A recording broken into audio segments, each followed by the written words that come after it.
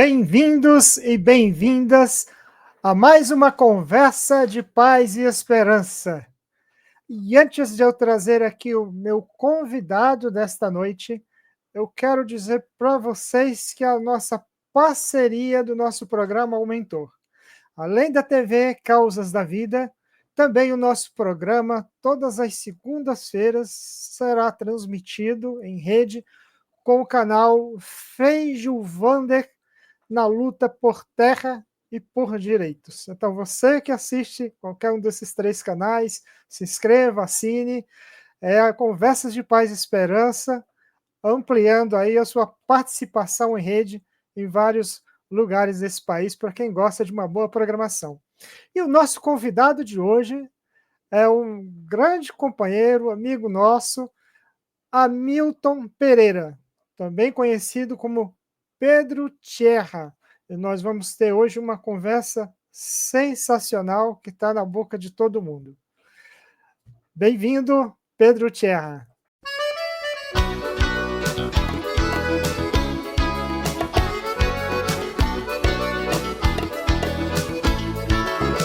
É bonita demais, é bonita demais, a mão de quem conduz a bandeira da paz. É bonita demais, é bonita demais, a mão de quem conduz a bandeira da paz.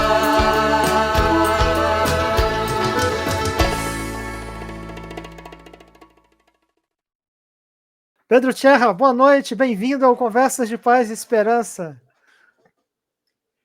Boa noite, Daniel. É uma alegria participar desse diálogo com você, nesse Conversas de Paz e Esperança. É sempre uma oportunidade de conversarmos sobre o país, sobre as expectativas, sobre os dramas, sobre as tragédias, sobre as alegrias de nossa gente. Pedro, todas as vezes que eu convido alguém aqui, eu gosto que apresentar a pessoa inicialmente. Eu não apresento aqui uma biografia, eu peço para que a pessoa diga, fale de si, fale da sua história, fale da sua trajetória. Conte para nós quem que é Pedro Tierra, quem que é Hamilton Pereira. Bem, vamos começar por aí, então.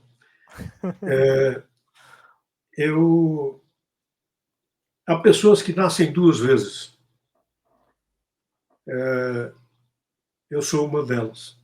Hamilton Pereira nasceu de uma família de sertanejos nordestinos piauienses que se deslocaram nos anos 30 da região de São João do Piauí e foram dar com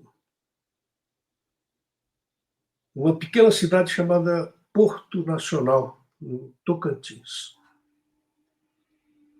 Constituíram ali uma família numerosa. Eu sou o sétimo filho dessa família. Olha. Nasci em Porto Nacional, portanto, e nasci em 1948. Ou seja, meu irmão mais velho é 19 anos mais velho que eu. Seu irmão tinha idade de ser seu pai, né? Isso. Bem, sempre foi uma família ligada, muito participante, ligada às lutas populares, particularmente às lutas pela terra. Meu pai, que teve 3 meses de escola apenas, foi um lutador, já é falecido, um lutador em defesa do direito à terra, do direito à posse da terra. Então, ele se engajou ao longo da vida, né? Ele foi quase tudo. Foi, além de lavrador, foi carregador de sal, foi garimpeiro, foi, enfim, muitas. A vida impõe muito desafio, né, para quem busca vencer o guante, né, o estrangulamento da pobreza. E ele definiu como um projeto de vida. Assim, meus filhos não repetirão a vida que eu tive. Eu vou lhes dar aquilo que ninguém pode tirar de vocês. Eu vou lhes dar escola. E deu escola. A escola que ele podia dar. Então, para todos, ele garantiu o ensino até o curso médio, ensino público, naturalmente. Então, eu começo por aí dizendo que meus pais foram os responsáveis, em grande medida, por traçar um pouco o destino que eu vou cumprindo ao longo da vida. Minha mãe era uma pessoa de casa e sempre muito enérgica, atenta e sempre estimulando os filhos, e a única filha que ela teve, depois ela adotou uma segunda filha, porque 7 eram poucos, então adotou mais uma. A minha mãe E, dizia, Pedro, que ela queria ter 20 filhos, só que só teve 3. pois é, então, que é a forma de se escapar da pobreza era pela educação, pela escola. Então, era muito atenta, sempre. No entanto, eu fui. Eu digo sempre para as pessoas: eu não fui para a universidade porque a polícia chegou antes do vestibular. A minha geração foi lançada na vida pública muito cedo. Em 1968, eu fiz 20 anos. Então, é o ano do AI-5. Então, eu já vinha de participação na militância do movimento estudantil no interior do país, como eu lhe disse. Eu morava no norte de Goiás, né? E eu presidia uma entidade estudantil. E o AI-5 fechou essa entidade. A gente pensa, às vezes, que a ditadura ela exerceu a repressão apenas nos grandes centros urbanos, mas é um engano. Toda ditadura ela tem uma vocação totalitária. Ela quer alcançar um completo domínio sobre toda a vida social. Então, mesmo numa pequena cidade do interior do norte de Goiás, a repressão chegou lá. E quando chegou, essa entidade foi fechada, eu escapei por pouco da prisão, porque fugi, e aí inicia um período longo de clandestinidade. Eu me aproximei de uma organização de resistência à ditadura, a Ação Libertadora Nacional, fundada por Carlos Marighella. E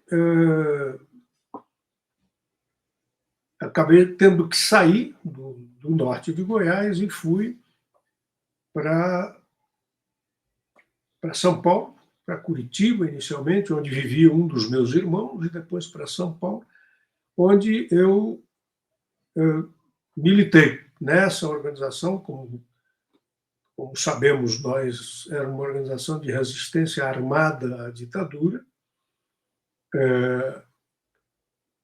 Mantive um vínculo muito forte, estreito, com os frades dominicanos das Perdizes, onde vivia um dos meus irmãos, que era frade.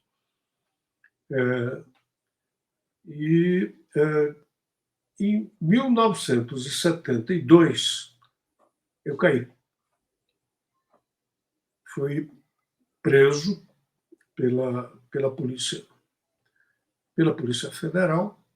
Eu militava, nesse período, militava em São Paulo, porém, eu fui preso numa viagem que fiz a Brasília e caí, na verdade, caí em Anápolis. E esse é um período extremamente duro, é bom lembrar que esse é o período Médici. No período Médici, eu cumpri praticamente, quer dizer, o final, né, do período e o início do período seguinte, que foi o período Ernesto Geisel. Cumpri a pena de 72 a 77, e passando por diferentes presídios. Eu passei o período de interrogatório imediato, foi Goiânia, o 10º BC, 10º Batalhão de Caçadores. Depois fui trazido aqui para Brasília, onde eu vivo hoje. Fiquei no PIC, Pelotão de Investigações Criminais, no setor militar urbano.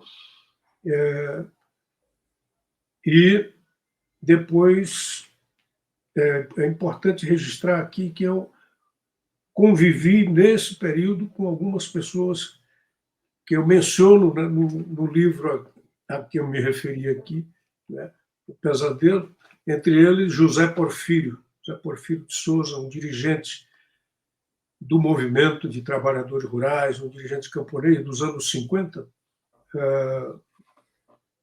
de grande relevância, uma luta de grande relevância no Brasil naquele período. José Porfírio é dado hoje como desaparecido, até hoje. Que é o que fez aquela luta pela terra em Trombas e Formoso, Trombas né? e Formoso, ele dirigiu aquela luta e ele só foi preso em 1971. Lá no Pará, não foi? No Maranhão. No Maranhão. No Maranhão, Então, eu convivi com Porfírio no PIC, aqui em Brasília. Depois eu fui transferido para São Paulo, onde, digamos, tramitava o meu processo. Então, eu fiquei um período bastante longo. Talvez tenha sido um dos presos políticos que permaneceu por mais tempo no DOI-CODE do 2º Exército. Então, eu fiquei no DOI-CODE, fiquei no DOPS de São Paulo, depois fui para o presídio Tiradentes, depois passei pelo presídio do Hipódromo, voltei para o DOI-CODE, fui para o Carandiru, onde permaneci por um longo tempo, depois para a penitenciária do Estado, mesmo no complexo Carandiru, ali, na zona norte da cidade, e depois de uma greve de fome vitoriosa, nós conseguimos, por fim, os 42 presos políticos,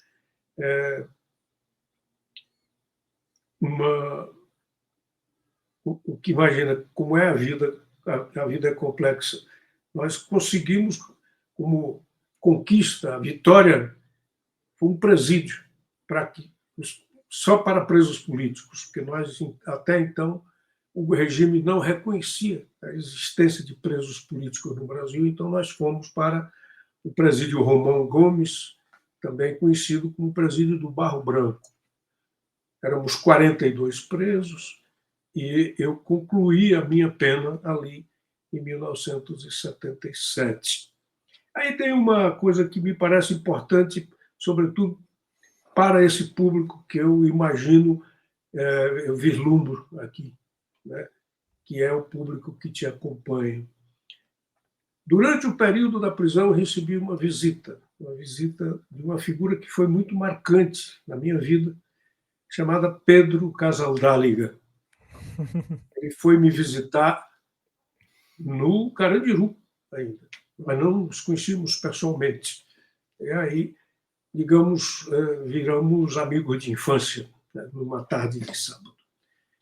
Com ele, eu comecei uma parceria, digamos assim. Ele escreveu o prefácio do meu primeiro livro, Poemas do Povo da Noite, E, além de escrever o prefácio, ele traduziu esses poemas para o espanhol e articulou a publicação por uma editora de Salamanca.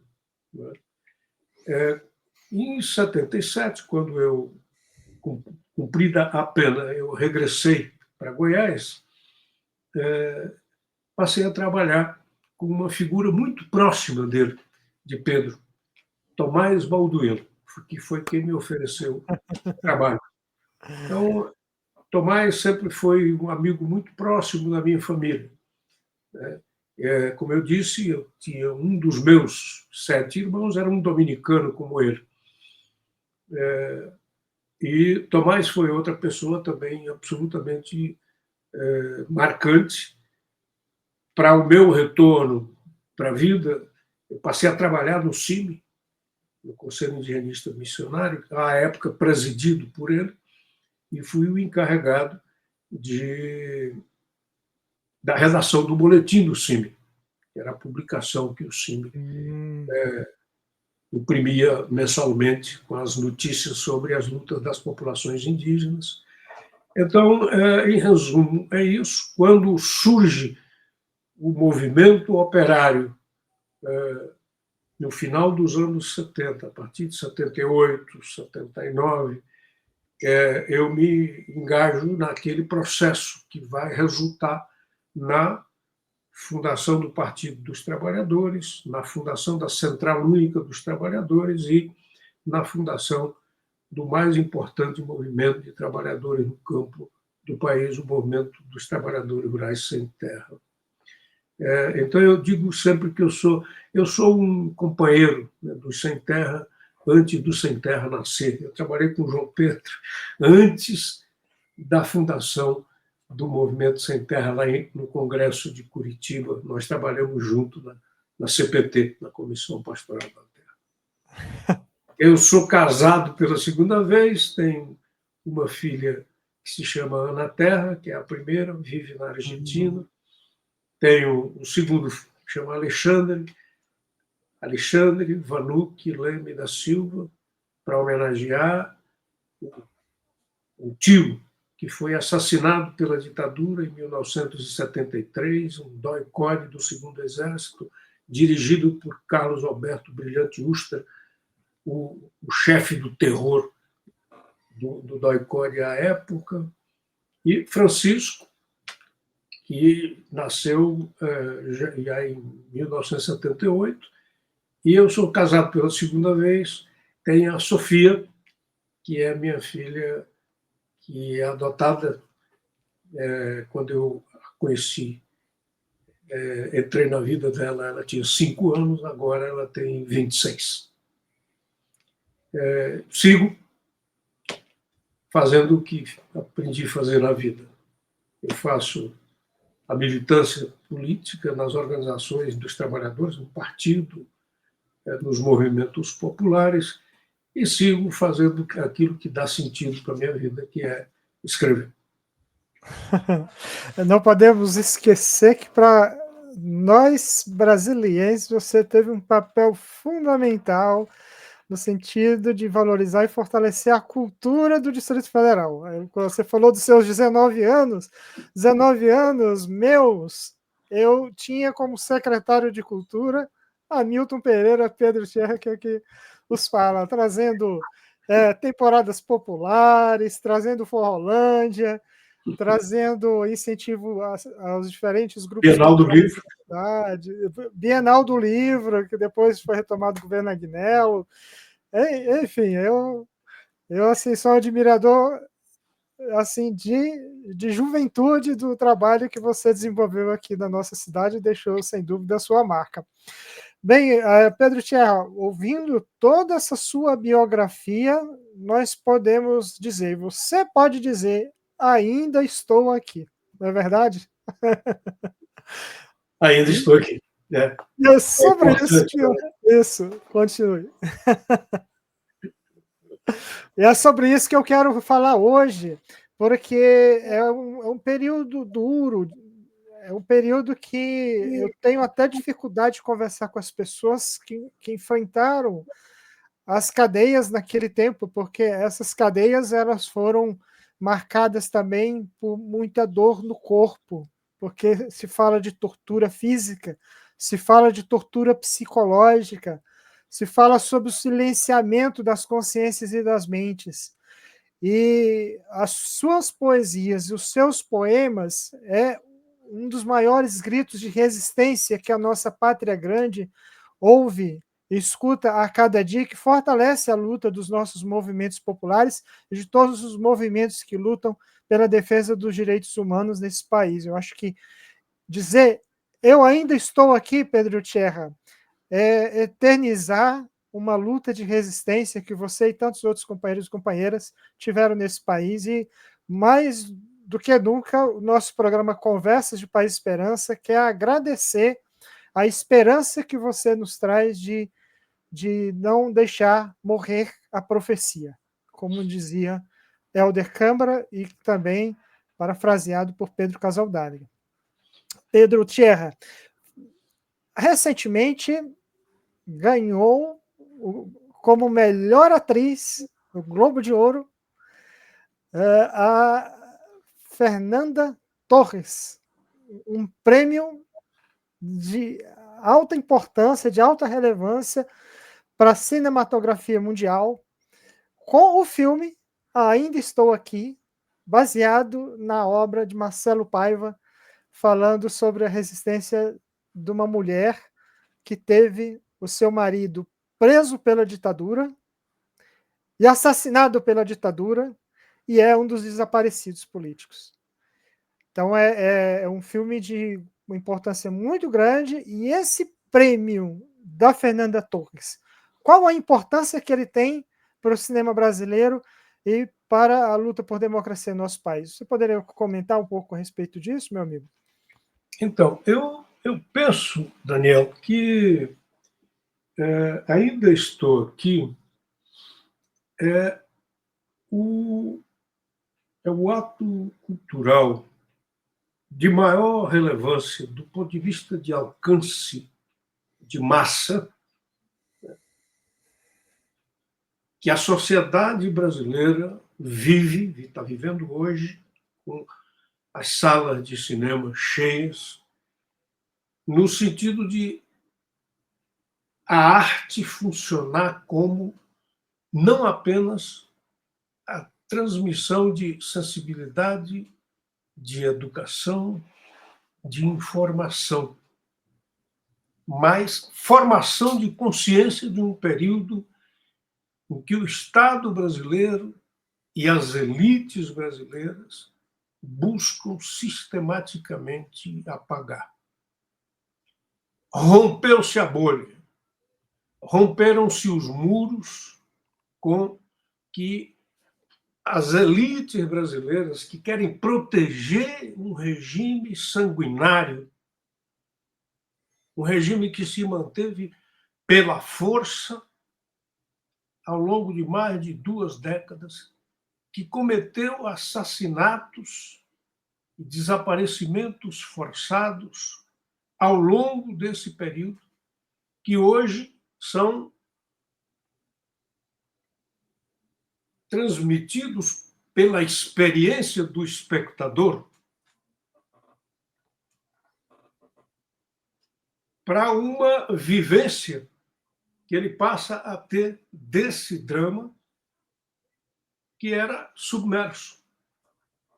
A premiação da Fernanda, além de homenagear o enorme talento de uma grande artista brasileira, filha de uma outra grande artista brasileira, Fernanda Montenegro.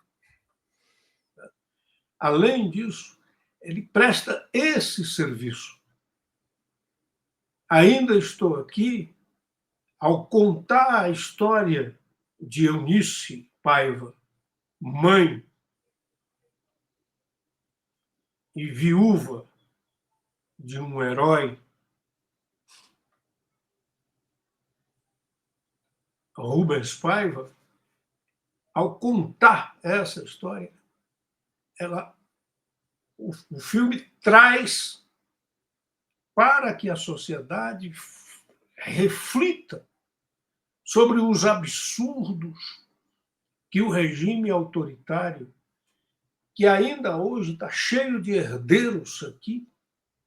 Até anteontem nós tínhamos os apologistas da tortura, dos assassinatos, da brutalidade, dos desaparecimentos, dos sequestros, à frente do governo. Então, nós temos, a partir dessa explosão que significou, nós somos um país colonial, nós temos que ter claro isso. E o fato de emergir dentro da cena cinematográfica do mundo uma obra produzida por um diretor de experiência comprovada, de alta sensibilidade, que produziu já para a cinematografia brasileira obras belíssimas.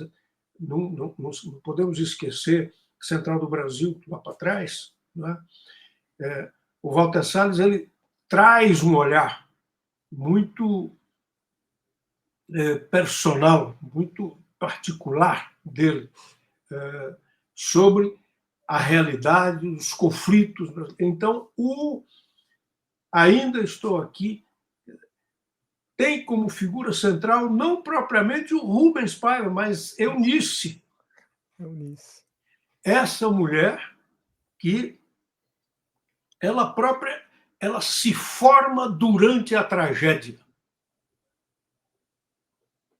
Há uma cena que me comove de maneira brutal, que é a cena dela atravessando os corredores e ela passa pela filha encapuzada. Eu tenho um poema nos Poemas do Povo da Noite que chama O Capuz. A gente não imagina o que é. As pessoas não têm uma ideia do que é se ver encapuzado num ambiente hostil que você não sabe de onde virá o próximo golpe. E elas se reconhecem pela voz. Então, esse fato é o fato cultural de relevância extraordinária para a luta pela democracia no Brasil. Poucas vezes uma obra de arte dialogou de maneira tão sintonizada com a busca de soluções para os graves problemas que a democracia brasileira vive. Então, nós estamos tendo uma oportunidade rara. Eu penso que esse filme deveria ser exibido nas escolas do país, nos sindicatos do país, nos acampamentos do país, para que as pessoas tenham clareza, sabe, sobre o peso da experiência e o peso das palavras. Veja, eu vou fazer uma pequena digressão aqui. Hoje, o tempo passa, as palavras vão sendo esmaecidas. A gente não tem uma ideia. Quando a gente fala a palavra tortura, a geração nova não tem ideia do que isso significa como experiência física. A gente banaliza. As palavras vão sendo gastas, mortas por dentro. Tá? Então, nós temos um indivíduo que tem a coragem de ir para para a sociedade, para as redes sociais, e dizer assim: eu sou a favor da tortura. E esse homem foi eleito presidente da República. É verdade que foi uma eleição viciada, porque o principal opositor dele foi encarcerado. É preciso resgatar a força das palavras. Quando eu falo tortura, eu me refiro a um fato de uma pessoa inerme, indefesa, está pendurada num pau de arara dentro de um espaço público, de um quartel, como aconteceu com o Rubens Paiva. e ser espancada selvagemente até a morte. É isso que se designa a palavra tortura. Alguém pode ser a favor disso? É a pergunta que eu deixo para os espectadores. É preciso que as pessoas acordem. Um regime que ancora o aparato repressivo contra os dissidentes políticos sobre esse tipo de prática pode ser defendido por alguém com um mínimo de apreço pela humanidade.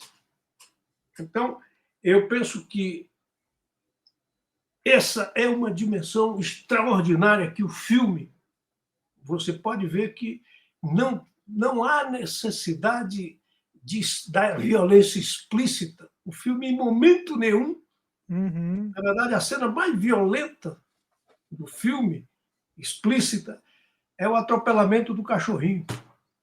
No entanto, o filme inteiro ele tece um discurso sobre a brutalidade, a violência, o arbítrio da ditadura sobre uma família comum de classe média. Então, eu penso que Ainda Estou Aqui traz uma enorme contribuição para a cinematografia brasileira. E mais, projeta o cinema brasileiro para outras culturas do mundo. Isso é um dado também fundamental, porque o professor Antônio Cândido ele escreveu um texto maravilhoso que chama O Direito à Literatura. Né? Se ele tivesse vivo hoje, ele faria um texto sobre o direito ao cinema, o direito ao audiovisual, porque cada povo tem o direito de contar a sua própria história.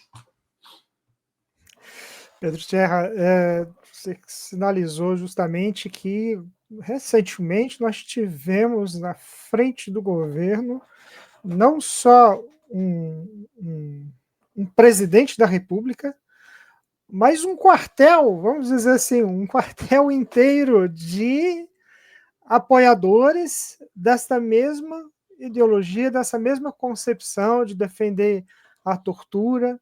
Esse mesmo grupo tentou recentemente se perpetuar no poder, não através de um processo livre e democrático, mas através de um novo golpe de Estado.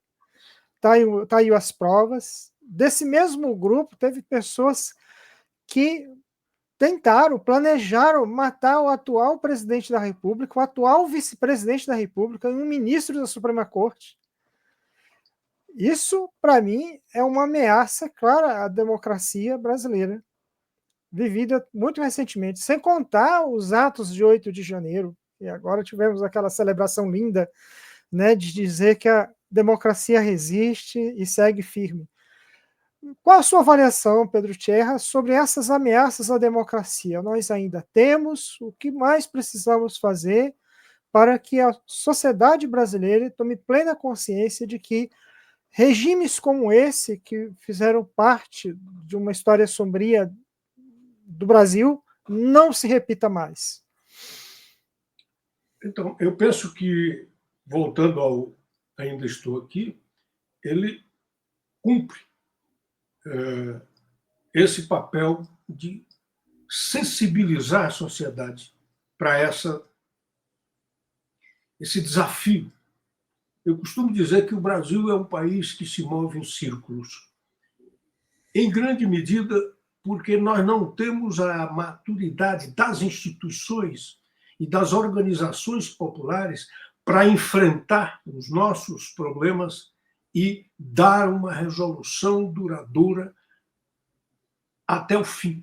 Ou seja, nós fizemos uma anistia que foi desenhada para proteger os torturadores em 1979, no mês a lei de agosto de 79, de 28 de agosto de 79. Nós tivemos uma Constituição que nós queríamos, os setores que resistiam à ditadura, uma Assembleia Nacional Constituinte livre e soberana, e não tivemos. Nós tivemos um Congresso Constituinte, ou seja, a meias, de novo, certo? Nós tivemos uma nova república que manteve intocado o aparato repressivo. Nós não fizemos nenhuma reforma dentro das Forças Armadas que responderam pelo golpe e pela montagem do aparato repressivo que sustentou a ditadura ao longo de mais de 2 décadas. Então, mais uma vez, quando nós interpelamos o STF para rever a lei da anistia, fomos derrotados. Então, o país paga ao deixar impunes os criminosos que foram responsáveis por crimes contra a humanidade que foram cometidos ao longo daquele período. E eu me refiro aqui não apenas com relação aos crimes cometidos contra os opositores políticos, mas eu me refiro também à repressão contra os camponeses, à repressão contra o movimento operário, à repressão contra as comunidades indígenas, em alguns casos com consequências dramáticas. Então, é preciso que o país agora avance no sentido de concluir essa etapa, essa transição que se arrasta há mais de 40 anos. Né? Nós estamos tratando aqui de Rubens Paiva, que foi assassinado nos anos 70. Ou seja, é uma coisa incompreensível. Não se construirá uma democracia sólida no país sem que esses crimes sejam expiados, as pessoas sejam responsabilizadas, as circunstâncias sejam esclarecidas. Nós temos casos que estão buscando esclarecer nesse momento, como a Casa da Morte, em Petrópolis, centro de tortura que era operado pelo Exército Brasileiro. Nós estamos cuidando agora de tombar a usina de Cambaíba, onde houve incineração de corpos, como ocorreu durante o nazismo na Alemanha, para liquidar com as possibilidades de esclarecimento das situações de desaparecidos políticos. Né? Então, hoje, a democracia brasileira ela tem que ser protegida, e não há outra forma de proteção senão trazer à memória, fazer com que a mobilização popular não seja apenas a mobilização belíssima, como eu lhe disse, como você comentou no dia 8. É preciso que todos os anos se faça a trajetória do Palácio do Planalto até o STF para relembrar aquilo que ocorreu, aquela depredação, aquela barbárie protagonizada pelos fascistas e que precisa continuar a ser punida para chegar aos responsáveis, para chegar a quem financiou, para chegar aos organizadores. Então, eu concluo dizendo para você o seguinte: a mobilização popular é indispensável e é inseparável desse exercício permanente de memória, né? Para que a gente possa formar as novas gerações, inclusive dentro das Forças Armadas, porque as Forças Armadas no Brasil se converteram, desde a época da ditadura, numa chocadeira de fascistas. A ideologia que orienta a formação dos novos componentes das Forças Armadas, dos jovens soldados, dos jovens oficiais, ela é impregnada da ideologia fascista, da ideologia escravocrata, da ideologia voltada para a discriminação de raça, de sexo, enfim, a discriminação como conceito. Ou seja, é preciso que a gente consiga avançar no sentido da democratização de todos os âmbitos da sociedade, e, em particular, das Forças Armadas. Esse não é, evidentemente, um projeto de fácil condução, mas isso não quer dizer que ele não seja indispensável. Você está no programa Conversas de Paz e Esperança, nesta noite com Pedro Tierra, parceria TV Causas da Vida e também com o canal do Frei Gilvander na luta pela terra e por direitos. A gente quer aproveitar e parabenizar a ganhadora do Globo de Ouro, Fernanda Torres, bem como o diretor que fez esse brilhante filme, conforme o Pedro Tierra acabou de comentar, e que se tornou um material pedagógico obrigatório para a nossa educação popular no Brasil, para que a gente mantenha viva essa memória de libertação de tantas atrocidades que o Brasil viveu. Pedro Tierra, tempo foi uma beleza, e acho que as pessoas já estão com saudades desse programa de hoje. Eu queria que você deixasse aqui uma mensagem final e, quem sabe, você nos oferecesse uma daquelas suas poesias que sempre, um dia ou outro, está acompanhando aqui o nosso programa, com alguma homenagem que a gente faz, principalmente a Tomás, principalmente a Pedro. Sempre a mensagem de Pedro Tierra entra. Agora, qual a poesia que você traz dentro da temática dessa nossa conversa de hoje? Então, eu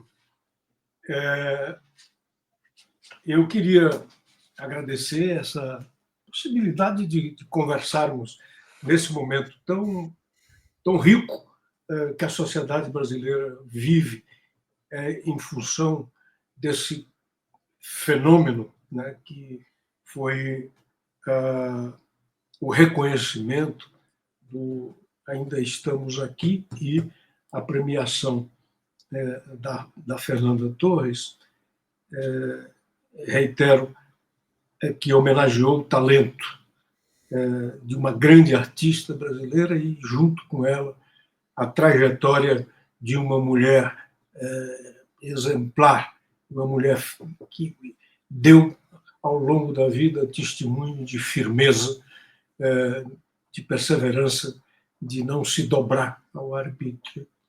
Eu vou dizer para vocês, é um poema que abre o livro Poemas do Povo da Noite, que foi escrito entre os anos 1972 e 1977. Esse poema chama-se Poema Prólogo, que é uma espécie de proposta do poeta que estava nascendo ali. O Poema Prólogo abre os Poemas do Povo da Noite dessa forma. Fui assassinado. Morri 100 vezes e 100 vezes renasci sob os golpes do açoite. Meus olhos em sangue testemunharam a dança dos algozes em torno do meu cadáver. Tornei-me a mineral memória da dor. Para sobreviver, recolhi das chagas do corpo a lua vermelha de minha crença no meu sangue amanhecendo. Em 5 séculos reconstruí minha esperança. A faca do verso feriu minha boca e, com ela, entreguei-me à tarefa de renascer. Fui poeta do povo da noite como um grito de metal fundido. Fui poeta como uma arma para sobreviver. E sobrevivi. Companheira, se alguém perguntar por mim, sou o poeta que busca converter a noite em semente. O poeta que se alimenta do teu amor de vigília e silêncio. E bebeu no próprio sangue o ódio aos opressores. Porque sou o poeta dos mortos assassinados, dos eletrocutados, dos suicidas, dos enforcados e atropelados, dos que tentaram fugir, dos enlouquecidos. Sou o poeta dos torturados, dos desaparecidos, dos atirados ao mar. Sou os olhos atentos sobre o crime. Companheira, virão perguntar por mim. Recorda o primeiro poema que lhe deixei entre os dedos e diz a eles, como quem acende fogueiras num país ainda em sombras. Meu ofício sobre a terra é ressuscitar os mortos e apontar a cara dos assassinos. Porque a noite não anoitece sozinha.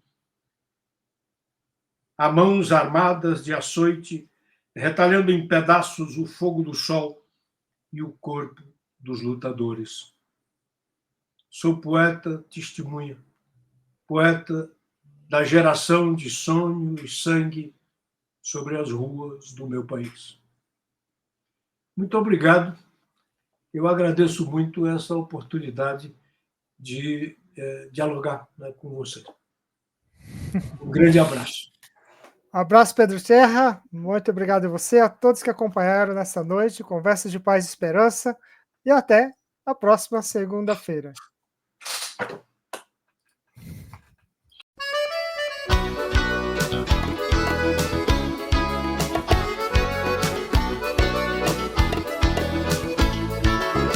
É bonita demais, é bonita demais, a mão de quem conduz a bandeira da paz.